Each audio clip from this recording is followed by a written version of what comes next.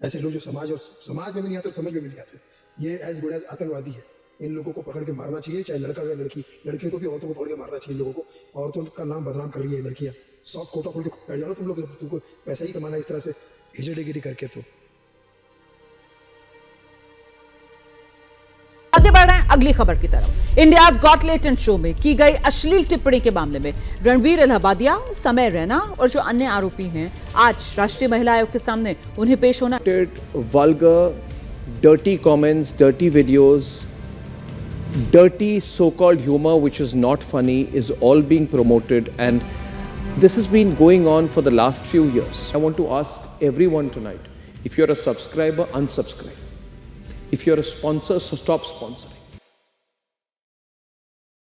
बहुत ज़्यादा दिमाग ख़राब हो गया भाई मेरा। तो इतना दिमाग ख़राब तो आई थिंक काफ़ी टाइम से नहीं हुआ है मेरा। प्रॉब्ली जब से विशाल कुमार जायसवाल मेरी वीडियो नहीं उड़वा रहा था यूट्यूब पे से, मेरे को थोड़ी वैसी सी फीलिंग आ रही है। इवन तो मेरा कोई इसमें इन्वॉल्वमेंट तो है ही नहीं। ऑफ कोर्स मतलब ये सब बहुत लो लेवल पे चीज़ें हो रही है, मैं तो बहुत हाई लेवल पे हूँ।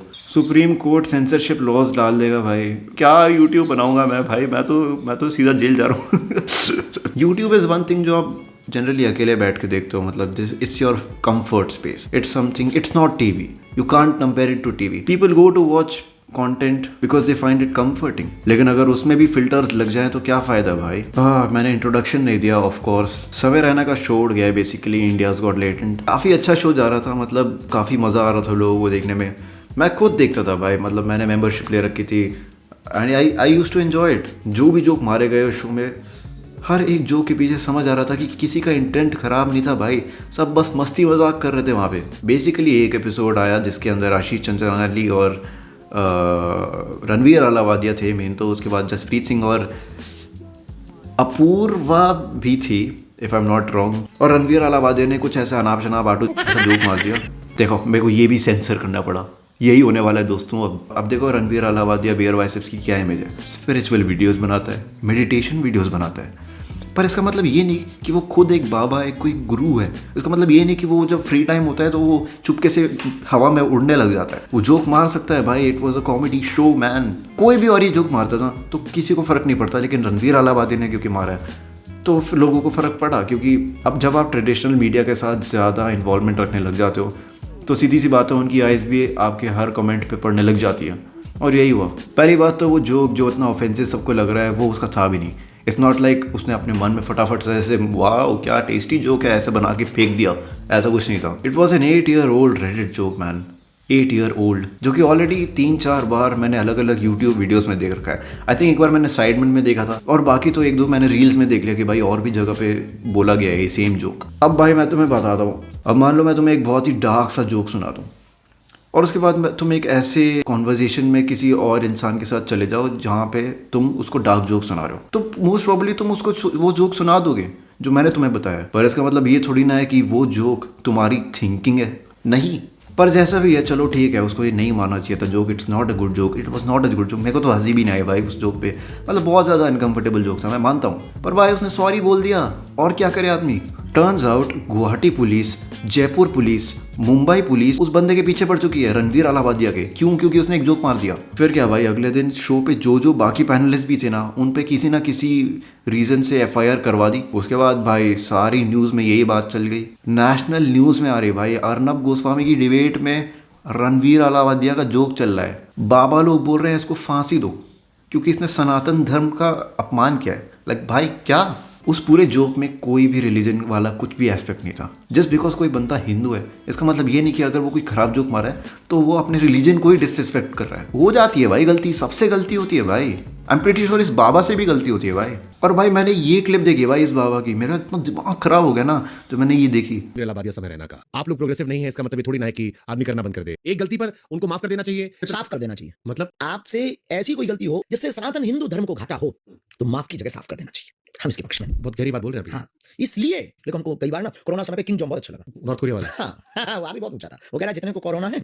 उनको सीताराम, बस हो गया, बढ़ेगा ही नहीं आगे। बेसिकली यहाँ पे ये बाबा, if you can call him a baba, I don't consider him a baba at all. मेरे हिसाब से बाबा वो बंदा होता है जिसको रिलीजन के बारे में नॉलेज होती है। मेरे को नहीं लगता है इस बाबा के पास मॉरल्स का M भी है भाई, एथिक्स का E भी है भाई, कुछ भी। जो इंसान किसी को मारने की सोच सकता है, जान से, तुम उसकी कैसी रिस्पेक्ट कर सकते हो भाई? ये बंदा किसी इंसान को मारने की बात कर रहा है in order to preserve his religion, और ये मारना शब्द भी यूज़ नहीं कर रहा है। इंस्टेड ऑफ मारना ये बोल रहा है जय सिया राम। पागल हो गया क्या भाई तू? लिटरली मैं तुझसे बात कर रहा हूँ man. What is name? Dharmendra, क्या नाम है इसका? धीरेंद्र।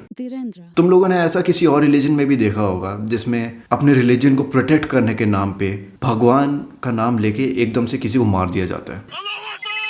इन दोनों में बहुत ज़्यादा सिमिलैरिटीज़ नहीं दिख रही तुम्हें? तो तुम ही बताओ, टेररिस्ट रणवीर अलाहाबादिया है कि ये बंदा है? किसकी टेररिस्ट वाली थिंकिंग है? मेरा इतना दिमाग खराब होता है ना जब लोग बोलते हैं कि यूथ इन्फ्लुएंस हो रहे हैं इन लोगों से। समय रैना ने जितनी चैरिटी स्ट्रीम्स करवाई सब भूल गए भाई लोग। उसने लिटरली पूरे यूथ को चेस खेलने के लिए इन्फ्लुएंस किया है।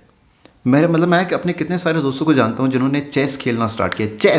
चेस कौन खेलता था पता है? 10 साल पहले कोई नहीं खेलता था चेस खेलते हैं मेरे दोस्त समय रैना की वजह से। मुझे भी खेल लेना चाहिए था बट वो अलग बात है, मैं नहीं खेलता। I am just too impatient for that man. कितनी अच्छी हैबिट है वो पता है? 2020 में मैं एक ऐसे अजीब से पॉइंट में था अपनी लाइफ में जब मैं बहुत ज़्यादा लो फील कर रहा था। आई डेंट फील लाइक लिविंग। मैं एग्जैजरेट भी नहीं कर रहा, मैं बहुत ज़्यादा लो था।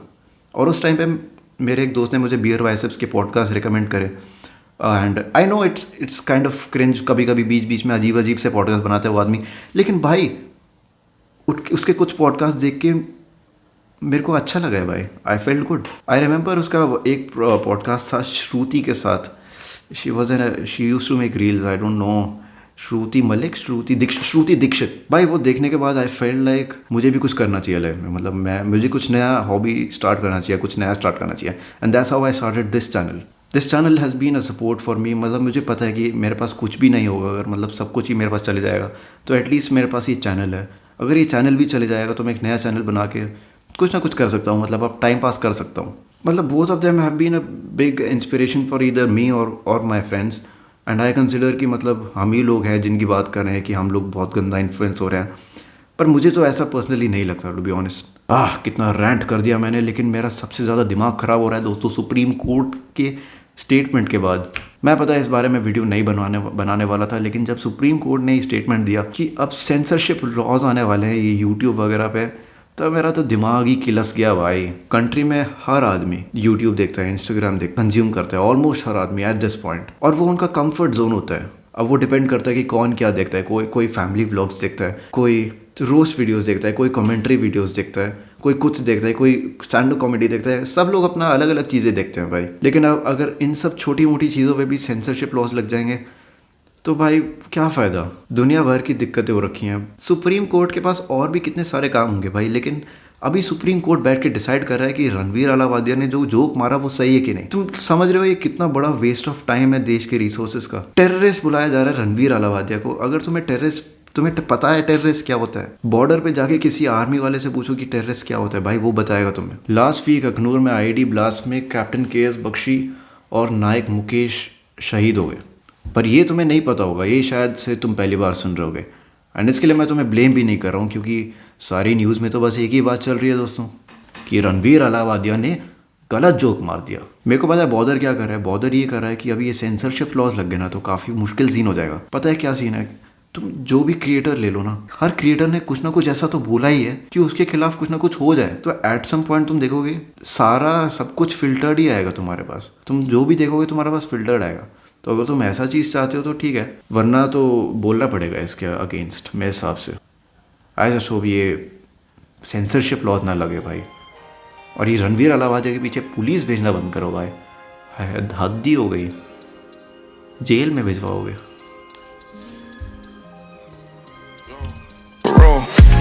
Nothing ain't changed how I came in the game, it's the same I walked in the building. Man just wanna say how I feel, I get that she just wanna see if it's real then. Never go back on my word or verse, you know the people I chill with. Cool when you're ready to talk, go too gone to be acting like children.